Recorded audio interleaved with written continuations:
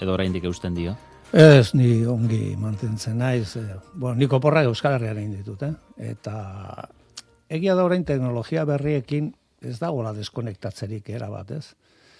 Gutxienez ardura batzuetan mobitzen garenok, baina nik uste dut bai pila kargatuta eta ikusita nolabait ere iragarpen beltzak egiten direla momentu honetan, baina iragarpen beltzak egiten dira eta ez dira azaltzen zergaitik diren hain beltzak eta zeintzu dira arduradunak, ez? Izan duzu sentsazioa, pandemiak mikaztutako urteen ondoren eta iragarpen beltz horiak datozela edo datorren aldia zaila izan daitekela eta aurtengo uda Carpe diem erraldoi bat izan dela? Bai, eukidete gehiago pentsatzen nun izango zela, baina uste dute, eta normala da, jendeak behartzula, nolabait ere oxigenazio fase bat, ez?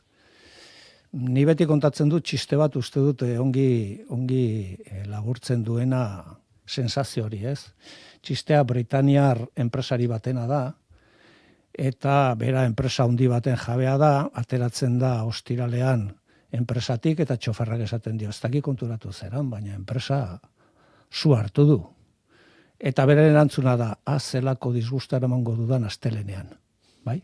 Uste dut horrek erreflejatzen dula nahiko ongi, zer izan den Euskal Herrian eta toki guztietan udara hau. Onda, jendeari esaten zaio, eta berriro diote, azaldu gabe zergaitik eta zeintzu dira ardunak, eske udazken oso gogorra etorriko da, ez? Ekaitza bat omen dago hortik Azorezeten eta etorriko da, baina ordun horren aurrean jendeak behar izan du, oxigenazio maila bat, deno behar izan ditugu, ez? Inflazioaren ondorioz familia asko dagoeneko estu dabiltza oso, baina egoera globalki okerrera egingo duela, adierazle eta agintari askok diotena da. Gehiegi ari dira zure ustez zailtasun horiek iragartzen? Nik uste dut realista izan da, gauzak esan behar direla diren bezala, baina jendeari zintzaio katastrofikoak diren mezuak helarazi. Esan behar zaiona da, hau kopotu daiteke eta bestera batetara egin, eta beraz esperantzarain mezua zabaldu behar da, ez? Euskaldunok beste gunean nik esaten nuen Gasteizen, ez? Euskaldunok oso egoera larriak bizi izan ditugu eta horregin diogu. Eta orain ere uste du konfiantzazko eta serenitatezko eta esperantzarako deia egin behar dela. Hau da, Euskaldunok jartzen garenean, eta mankomunian lanean jartzen garenean, eta etorkizuna gure esku guzten dugunean, gauzak egiteko kapaza garela askotan frogatu dugu historian zehar, ez? Eta beraz nik ez dut kendu nahi larritasunik egoerari, baina aldi berean jendeari esan nahi diot, betu, egoera larri izan daiteke, baina egoera konpondu daiteke, gauzak bestera batetara egiten baldin badira, eta norabidea aldatzen baldin bada hainbat eta hainbat alorretan. Azken aldian aipatu duzu behin baino gehiagotan, gerra etengabe baterako prestatzen ari direla adierazpen asko, eta gerra geratzean egin behar dela, edo jarri behar dela alegina. Gertueneko eremu politikotik hori nola egin daiteke? Hori egin daiteke nazioarteko komunitateak bat egiten baldin badu, herri interesekin eta ez eliten interesekin. Eta hemen badago aukera bat, nolabait ere mai batean esertzeko eta akordio politiko bat egiteko.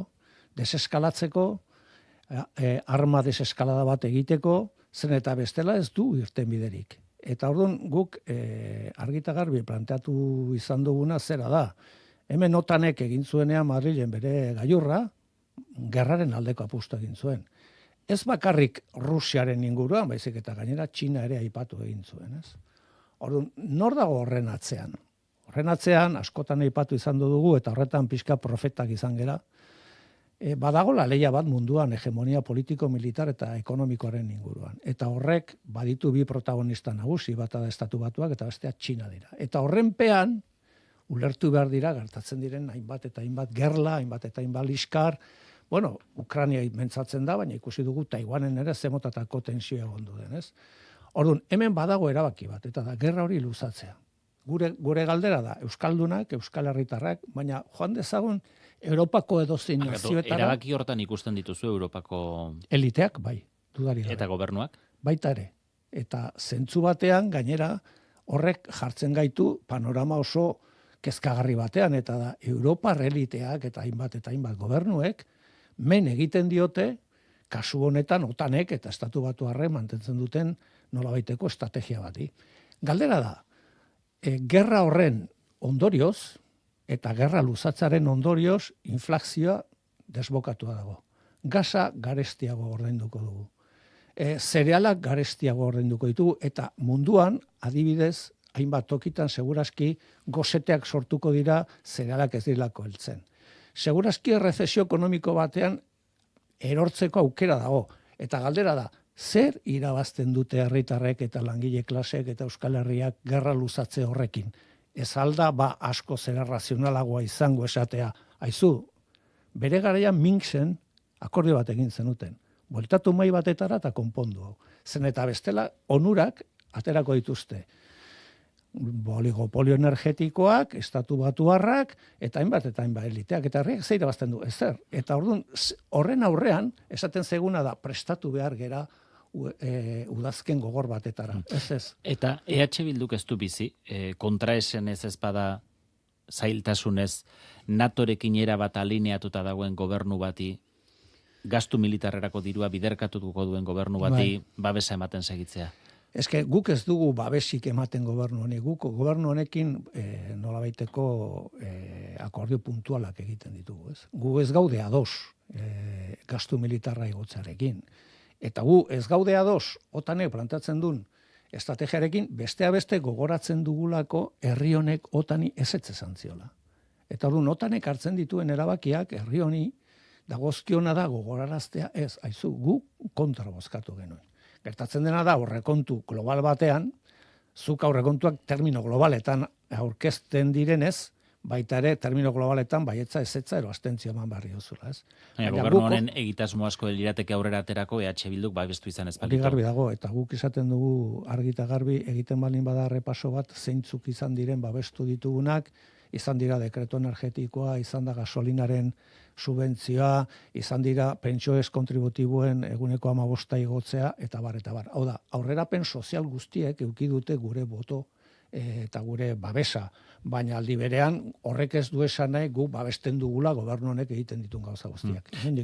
Diozu, egoera honi aurre egiteko sektore estrategikoetan esku arte beharra dagoela. Energia sektorea aipatzen da, eta higiezinen sektorea ere bai. Nola, zer eginez? Egin behar den guztia. Gure ustez, alkilerren, adibidez, alokairuen prezioak topatu egin behar dira. Eta besteak beste gure gaztek ez dutelako aukerarik. Donosti batean, adibidez, etxeak alokatzeko. Hemen batzuk enpeinatu egiten dira, eta Donostiko kasuan nahiko nabarmena da, beste hiriburu batzuk ere badaudez. Nolabait ere turistentzat egiten hiri bat, jende dirudunentzat egiten hiri bat, eta gure gaztek ez dute aukerarik etxe bizitza alokatzeko.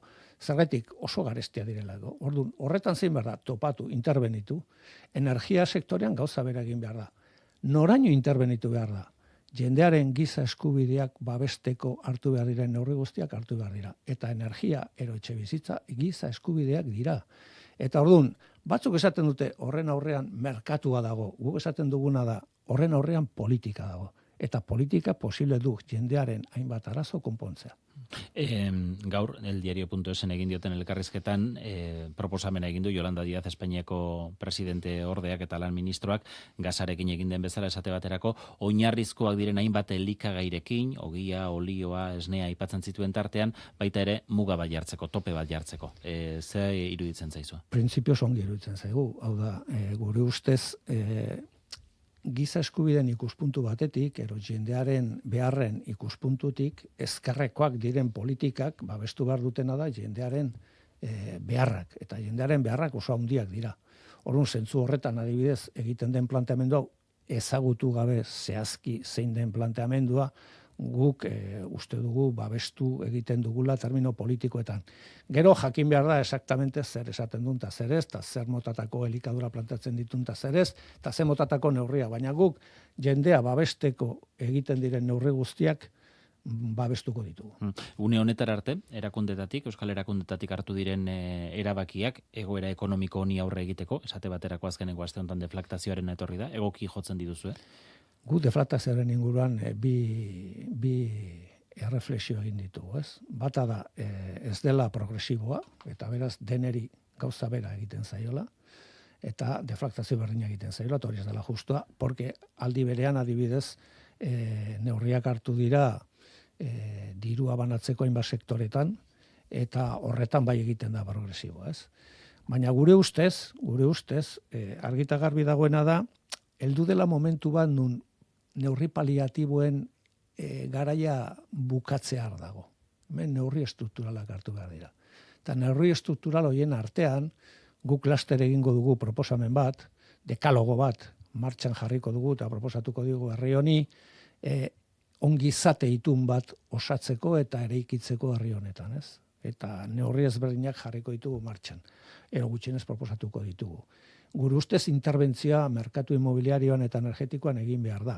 Eta guk horretan gauzak oso argi ikusten ditugu. Bigarrenik, aberastasuna banatu egin behar da. Herri honetan erreforma fiskal bat egin behar da. Herri honetan esaten dut herri osoan, Euskal Herri osoan. Baina kasu honetan 3 probintzietan plantatzen baldin bada, 3 probintzietan. Gure ustez hori oso urgentea da. Hau da, ez bagera konturatzen. Guretzat, eta horrela esaten ari gara, udara hau berrespenaren udara izan dela. Esaten ari garena konfirmatu egin dela.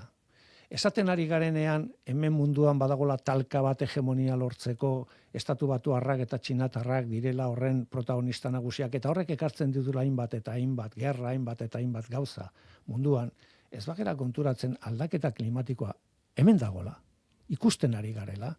Nik adibidea jartzen un, eta da, Elgoibarren lehen aldiz euria egin zuenean, jendea balkoietara ateratzen zen argazkiak ateratzea. Euskal Herrian, 2022 urtean. Hori heldu da, eta horrek ez ditu neurri paliatiboak behar, neurri estrukturala behar dira. Hau da, ez badugu ulertzen, bagaudela garai batean nun, neurri radikalak hartu behar diren.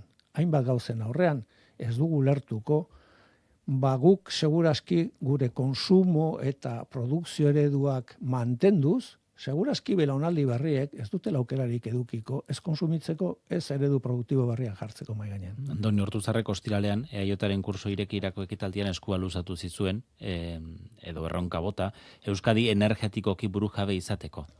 Nola hartu duzu? Bueno, aldi batetik proposamen hori egiten da ekitaldi partidista batean, eta bueno, horrek baditu bere nolabaiteko mugak, ez? Baina gu prest gaude horretarako. Euskal Herriarentzat, eta Euskal Herria luze zabalean 7 herrialdez osatutako herri bada. Esaten dut hau zeren da, askotan badugu tentaldia 3 probintziak hartzeko osotasuna izango baliz bezala, eta guretzat hori kezkagarria da. Horrek eramaten duelako Euskal Herria begiratzera begi bakar eta begi oker. Eta Euskal Herria bere osotasunean egin da.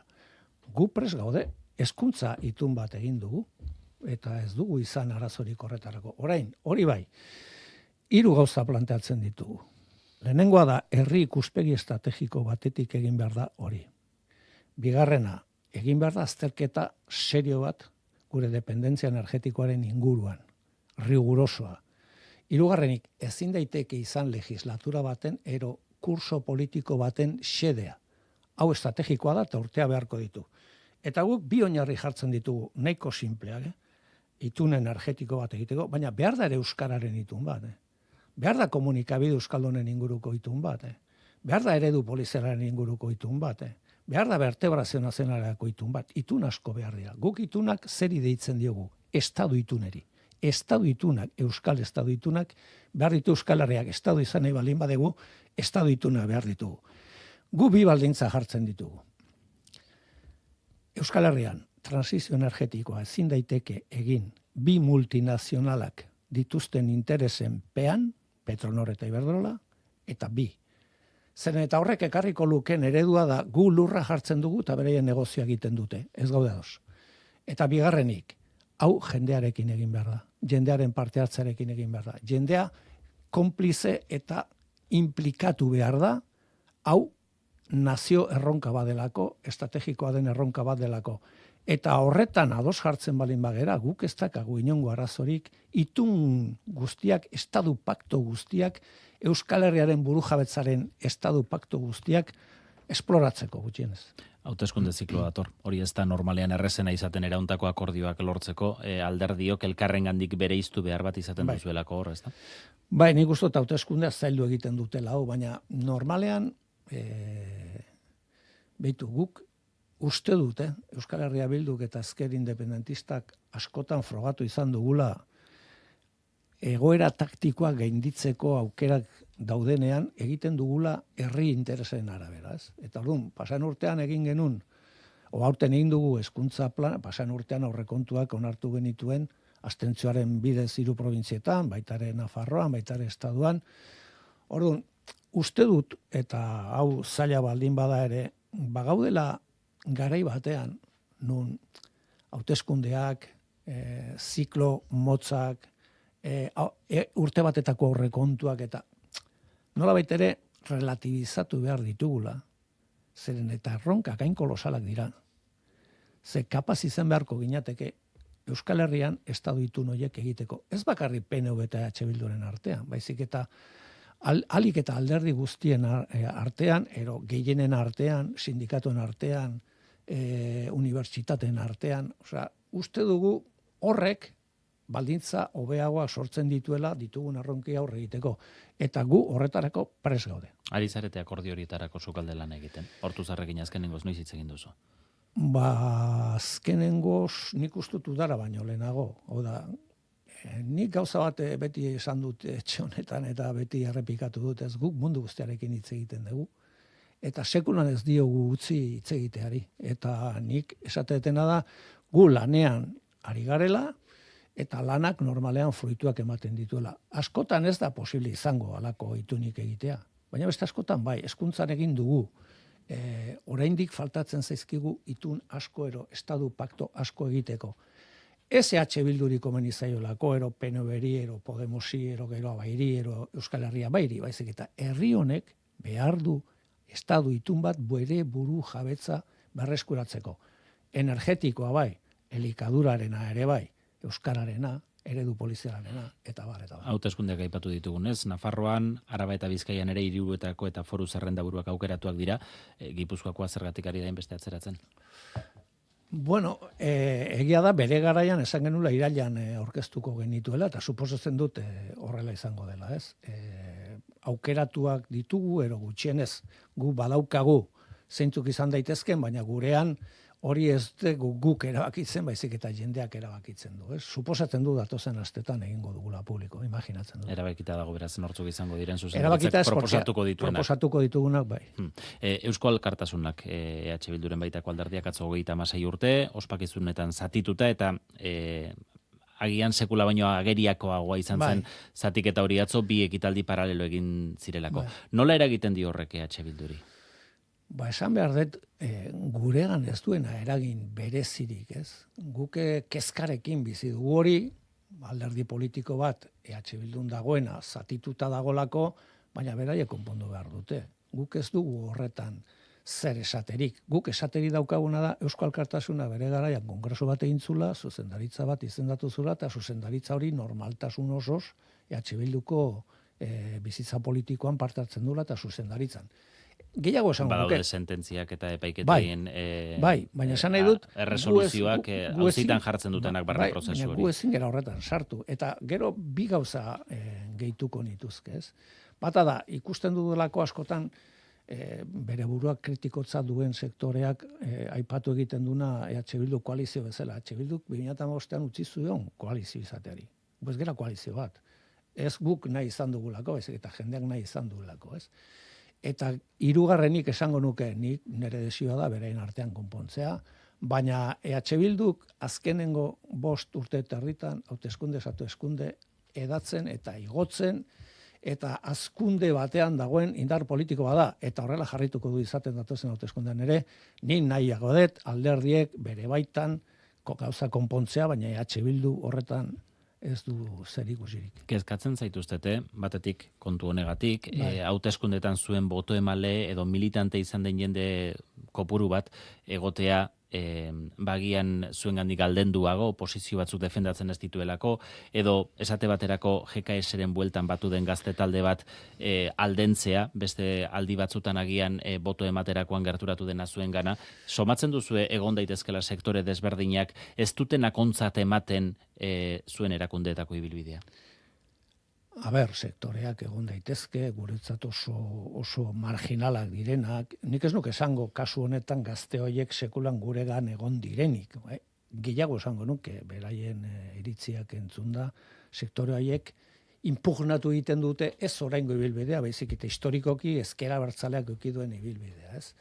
Baina nik berriro diot, adibidez gazte mailan, enkuesta guztiak esate dute H Bildu dela gazte mailan boto gehien lortzen duen alternatiba politikoa. Ni bai uste dute egongo direla estrategia nolabait ere gure posizio igatzeko. Ni gauza bat esate jo jendari. Eta zalantzari gabe eta konfiantza guztiarekin. Euskal Herria Bilduk igo egingo du hauteskunde hauetan, bere botu kopurua, eta uste dut oso indartsu aterako gerala berriz ere hauteskunde honetatik. Sektore kritikoak egotea berez herri batean ez da txarra. Problema da sektore batzuk konfunditzen eta tronpatzen direnean etxaiataz. Eta gu ez gera sektore horien etxai. Guretzat etxaiak estadu espainola eta frantsesean daude. Eta gero, gu independentista gara, abertzalea gara. Guk uste dugu herri honetan buru jabetza dela bidea gauzak aldatzeko. Eta beraz, zentzu horretan, guk oso posizio garbia daukagu. Eta garbitasunez planteatzen dugu, eta konbentzituta gaude, gero eta sektore gehiago, herritarrak, langileak, eta bar herri honetan bere babesa emango digutela, oso lasai gaude. Katalunia une askotan eredu bezala ikusi izan du EH Bildu, Kataluniako prozesua, ez dirudi indar independentisten hartu emanako onenean daudenik, diada datorren igandean izango da, ANC, RC, Juntzen arteko hartu emanako somikaztuta daude, nola ikusten dituzu? Bai, pena hundiz ikusten dugu, tristeziaz ikusten dugu, lehen aipatu izan dut, ez? Gu ez gera konsideratzen politikoak, gu konsideratzen gara militante politikoak, ez? Eta militante politikoak jakin behar dute beti ere nire ustez, eta gure ustez, herri interesak alderdi interesen gainetik jartzea. Katalunia prozesu bat bizi izan du eta orain beraien arteko liskar hauek, nolabait ere estatuaren posizioa indartzen dute. Eta niretzat hori da txarrena, ez? Nik espero dut, eta beti esaten dugu respeto guztiarekin, zen eta gu ez gera inor esateko Katalania zer egin behar duten, espero dut gauzak konpondu izatea, zen eta nik konbentzituta nago, eta gu konbentzituta gaude, herri Katalanen gehiengo batek, independentziaren aldekoa dela, eta zentzu horretan bide bat eskatzen duela. Bide hori zein da, beraiek erabaki behar dute, gu ez gera inor esateko zerin behar duten eta zer ez. Eta azken kontu bat gaur goizaldekoa delako Txileko herritarrek ezezko eman diote konstituzio berriaren proposamenari, Bai. berez eskubide askoren aitortzaile gisa aurkeztu den konstituzio proposamena izan da, eta 162 ezetz esan dut artean, ezkerreko zati zabal batzuk. Ze irakurketa? Bai, ezkerrak baditu beti ere alako transe historikoetan zati bat, ez? Bere buruaren kontra egiten duna, ez. Ze esango nuke, alde batetik nire ustez, eta hau bada ere niretzat eta guretzat importantea. Herriak hitz egin du eta herriak erabaki du. Eta ezkerrak ezin du hori bizi izan galera bat bezala, ez. Zein izan da irabazpena? Irabazpena izan da herriak parte hartu dula, konstituzio berri bat egin dula, zabala, eskubideak lerragatu dena, eta gero azkenean herriari eskaini dio eta herriak esan du ez. Horrek zer esan nahi du? Ezkerra galdu dula? Ez, horrek esan nahi du, konstituzio berri bat aurkeztu behar zaiola jendeari. Ezkerra eta eskubideen arteko ezberdintasuna niretzat hori da. Batzuk esate dute, baina galdu du zuren proposana, bai, baina zeinek irabazten du prozesu horretan. Nire ustez, ezkerrak aukera ematen diolako jendeari erabakitzeko. Eta guk Euskal Herrian ere uste dut, badugula erronka hori. Hau da, askotan, proposamen partidistak egiten dira, eta batero beste galtzen duenean esaten da, galdu dugu, ez herriak erabakitzen duenean, ezkerrak ez du galtzen. Ez Txilen eta ez Euskal Herrian. Hori da bidea. Arnaldo Otegi EH Bilduren koordinatzaile nagusi. Eskerrik asko gaur Euskal Herriera etortzeagatik. Mila esker. Hurrengo arte.